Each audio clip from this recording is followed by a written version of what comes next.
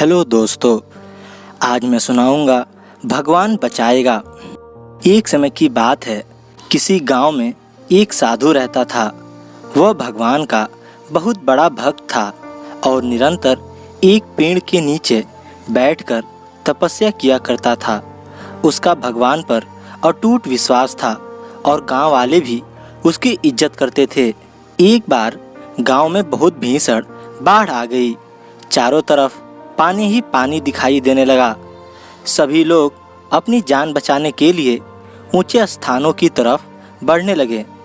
जब लोगों ने देखा कि साधु महाराज अभी भी पेड़ के नीचे बैठे भगवान का नाम जप रहे हैं, तो उन्हें यह जगह छोड़ने की सलाह दी।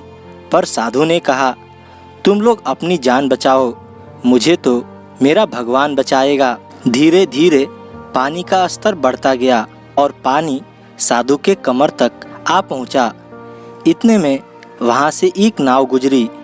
मुल्ला ने कहा, हे साधु महाराज, आप इस नाव पर सवार हो जाइए, मैं आपको सुरक्षित स्थान पर पहुंचा दूंगा। नहीं, मुझे तुम्हारी मदद की आवश्यकता नहीं है, मुझे तो मेरा भगवान बचाएगा, साधु ने उत्तर दिया।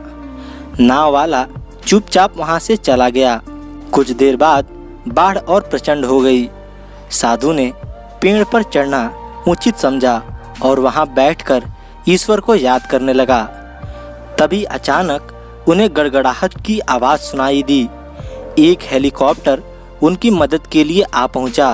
बचाव दल ने एक रस्सी लटकाई और साधु को उसे जोर से पकड़ने का आग्रह किया, पर साधु फिर बोला, मैं इसे नहीं पकड़ूंगा, मुझे तो मेरा भगवान बचाएगा। उनकी हट के आगे बचाव दल भी उन्हें लिए बगैर वहां से चला गया।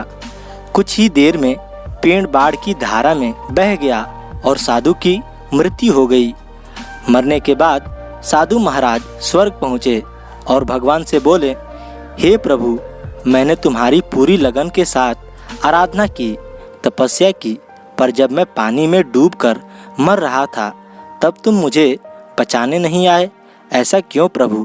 भगवान बोले, हे साधु महात्मा, मैं तुम्हारी रक्षा करने एक नहीं बल्कि 3 बार आया। पहला ग्रामीणों के रूप में, दूसरा नाव वालों के रूप में और तीसरा हेलीकॉप्टर बचाव दल के रूप में, किंतु तुम मेरे इन अवसरों को पहचान नहीं पाए। मित्रों, इस जीवन में ईश्वर हमें कई अवसर देता है। इन अवसरों की प्रकृति कुछ ऐसी होती है कि वे किसी की प्रतीक्षा नहीं करते हैं। वे एक दौड़ते हुए घोड़े के समान होते हैं जो हमारे सामने से तेजी से गुजरते हैं। यदि हम उन्हें पहचान कर उनका लाभ उठा लेते हैं तो वे हमें हमारी मंजिल तक पहुंचा देते हैं, अन्यथा हमें बाद में पछताना ही पड़ता है।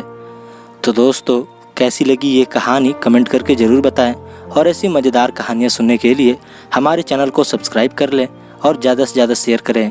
धन्यवाद दोस्तों।